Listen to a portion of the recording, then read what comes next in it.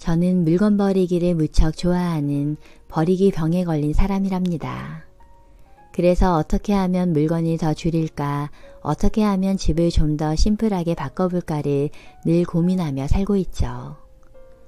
이렇게 물건 줄이는 것을 병적일 만큼 좋아하는 사람이지만 전에는 매우 지저분한 집에 살았습니다. 지저분한 집에 살던 시절 물건이 겹겹이 쌓인 풍경은 지극히 당연한 일상이었습니다. 늘 물건 정리가 되어 있지 않았고 정리가 되지 않아 어지러우니 청소할 엄두조차 나지 않았습니다. 청소를 하지 않다 보니 지저분한 것은 말할 것도 없거니와 집안 분위기는 항상 어둡고 무거웠습니다. 그런 집이 좋을 리 없었죠. 지저분한 집이 싫었고 어느 순간 혐오감까지 느껴졌습니다. 그러던 어느 날 갑자기 저는 물건을 마구 처분하기 시작했습니다. 더는 지저분한 공간에서 살고 싶지 않았기 때문입니다. 쓰지 않는 물건을 버려가며 물건이 적어질수록 정리정돈이 훨씬 쉽다는 것을 저는 그제서야 알게 되었습니다. 덕분에 청소까지 좋아졌습니다. 이렇게 물건을 줄이는 생활에 눈뜨고 그 쾌감에 점점 중독된 탓에 저는 버리기 변태라는 별명까지 얻게 되었습니다. 그리고 그 결과 지금 우리 집은 아무것도 없음에 점점 가까워지고 있는 중입니다.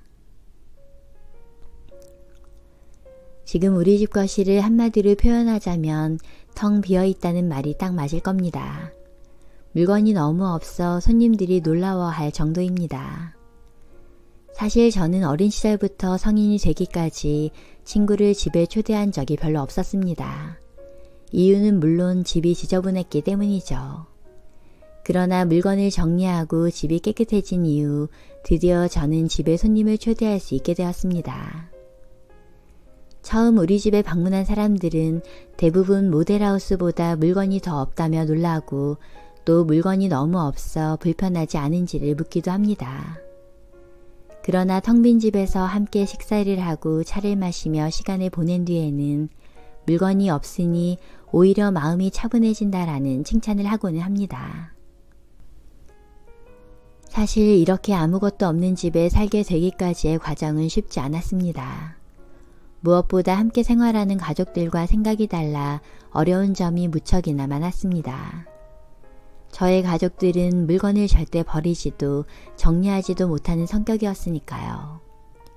그래서 어느 날 갑자기 시작된 저의 버리기 병을 이해하지 못했고 버린다 못 버린다 하는 충돌이 매일 끊이지 않았습니다. 그러나 동일본 대지진으로 인해 큰 피해를 입은 후 가족들의 사고방식은 완전히 달라졌습니다. 물건으로 가득한 집이 지진 때 얼마나 위험한지를 뼈저리게 깨닫게 된 것이죠. 또 물건이 산더미처럼 쌓여 있었는데도 비상시에는 정말 필요한 물건이 없었다는 사실도 커다란 충격이었습니다. 그렇게 한순간 지진으로 집을 잃고 어렵사리 새 보금자리를 마련하는 과정을 보내며 그 안에서 새로운 깨달음을 얻은 계기로 한결같이 버리기를 거부하고 청소를 나몰라라 하던 가족들이 집을 깔끔하게 유지하는 생활에 적극적으로 협조하게 된 것입니다. 지금 우리 집 거실엔 꼭 필요한 물건이란 티슈와 리모컨 뿐입니다. 이외에 불필요한 것들을 싹 없앴더니 물건이 분실되는 일이 줄었을 뿐 아니라 공간을 다용도로 활용할 수 있게 되었습니다. 물건이 없으면 청소도 정말 편합니다. 그래서 매일이라도 할 수 있습니다. 물건이 없으니 지저분해지지 않고 청소가 점점 더 편해지는 쾌적함의 선순환이 이어지게 되는 것이죠. 지저분한 집에 살 때의 부엌은 북쪽에 있어 항상 어두침침했고 물건으로 가득 차 있다 보니 무척이나 좁아 두 사람이 들어가면 꽉 찰 정도였습니다. 심지어 덩치 큰 냉장고가 2대나 있었습니다. 식탁 위에는 늘 간장이나 소금 등의 조미료뿐 아니라 신문, 문구류, 리모컨까지 올려져 있어 꼭 얼마나 많은 물건을 올려놓을 수 있나 하는 도전을 하는 것만 같았습니다. 그러다 보니 식사 시간이 되면 식탁 위에 물건을 필사적으로 밀어붙여 공간을 억지로 만들고는 했죠. 그리고는 겨우 그렇게 만든 공간에서 급한 대로 적당히 사들인 그릇들을 펼쳐놓고 식사를 했습니다. 그런 곳에서의 식사가 당연히 즐거울 리 없었습니다. 가족 모두가 식사를 재빨리 끝내고 자기 방으로 불이 나게 들어가 버리는 생활이 이어졌습니다. 그래서 저는 물건을 줄이기 시작한 후 식탁 위에는 아무것도 두지 않는다라는 규칙부터 만들었습니다.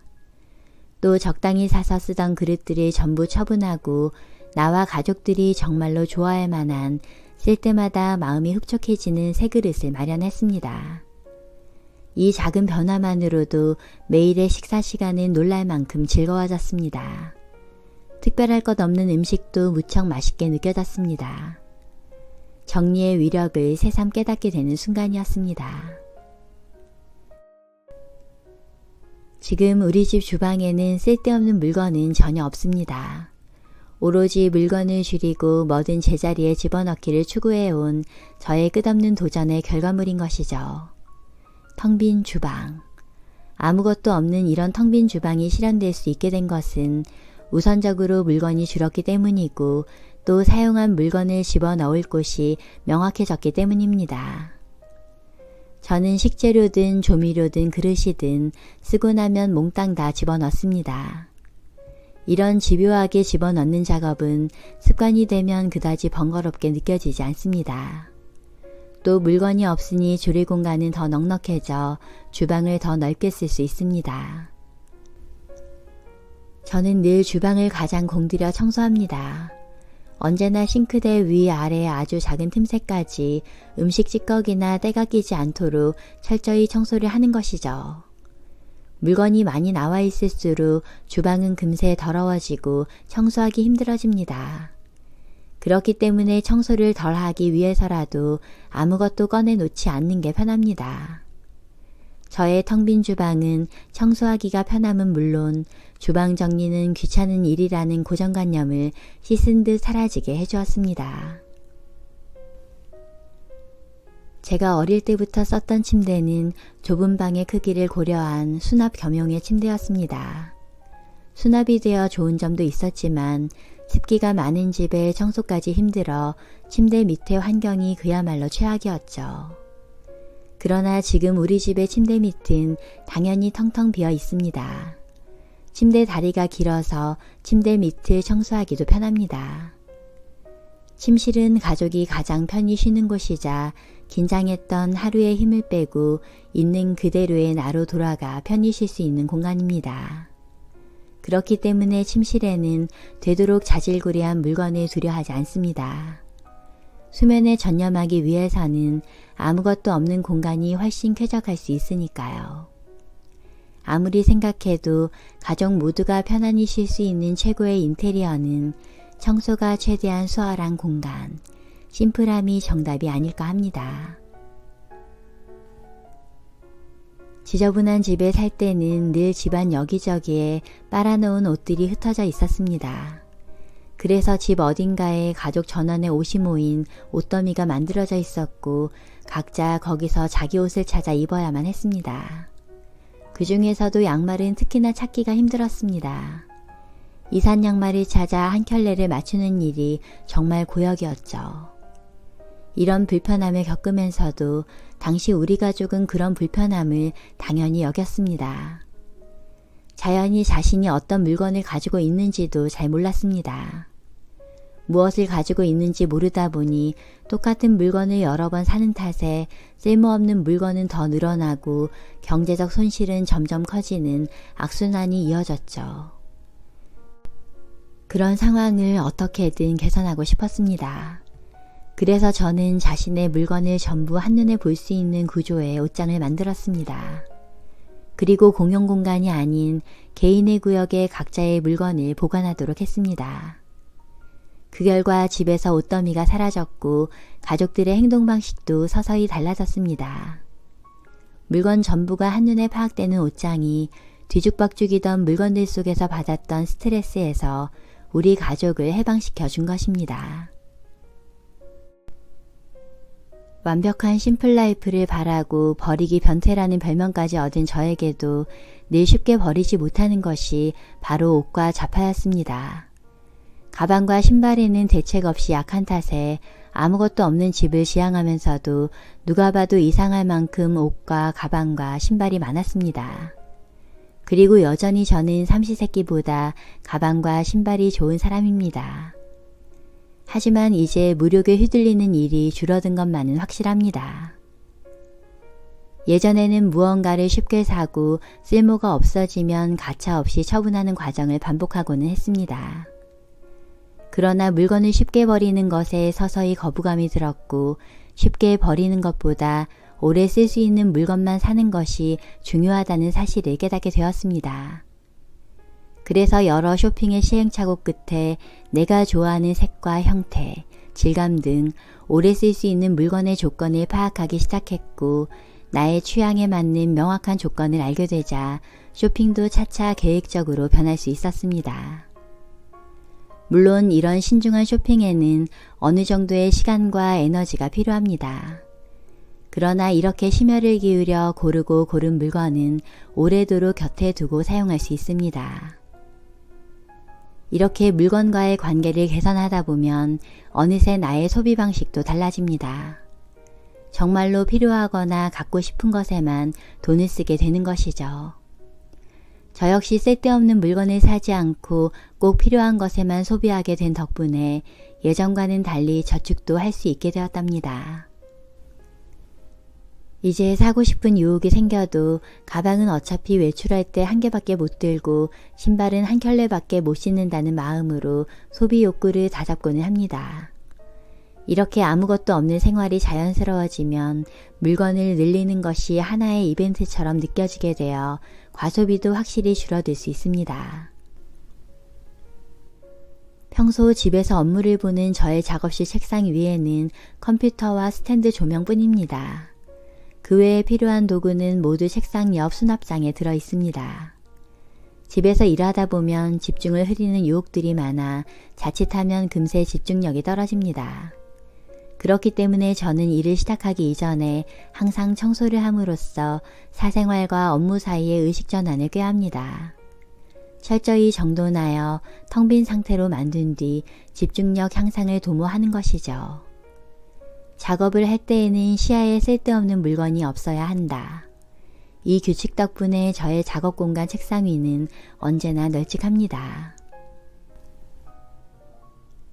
아무리 물건을 줄이는 삶의 진심이라 해도 여성의 경우 화장품만은 쉽게 포기하지 못하는 사람이 많습니다. 하지만 저는 그것마저 과감하게 정리했습니다.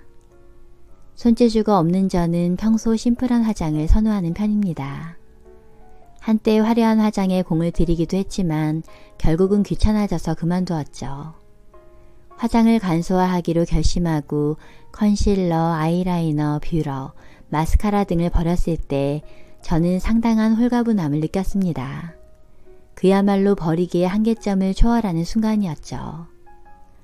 화장품 종류가 줄어든 지금, 화장이 심플해진 지금, 저는 매우 가뿐합니다.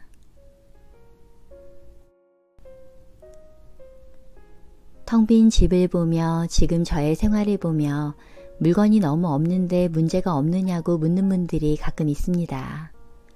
물론 덮어놓고 아무 문제도 없다라고 답하기는 어렵습니다. 저 역시 금욕을 내세우면서도 욕망에는 한없이 약한 사람이기에 소유하고 싶다는 마음과 비워야 한다는 마음이 여전히 부딪히고 있기 때문입니다. 그러나 한 가지 분명한 것은 저는 버리지도 못하고 정리하지도 못하는 상태에서 벗어나게 되었고 확실히 소비에도 신중해졌다는 것입니다. 아무것도 없는 생활에 익숙해진 가족들 역시 더는 물건을 늘리지 말자고 이야기합니다. 물건이 없는 생활의 장점을 너무나 잘 알기 때문이죠. 실제로 비우는 삶을 살게 된 이후 저와 가족의 생활은 놀랄 만큼 달라졌답니다. 지금 우리 집에는 맑고 시원한 공기만이 가득합니다. 그렇기 때문에 우리 가족은 앞으로도 물건 없는 생활을 추구할 생각입니다. 그리고 규칙과 배려 속에서 언제나 쾌적한 집을 꾸준히 유지해 나갈 것입니다.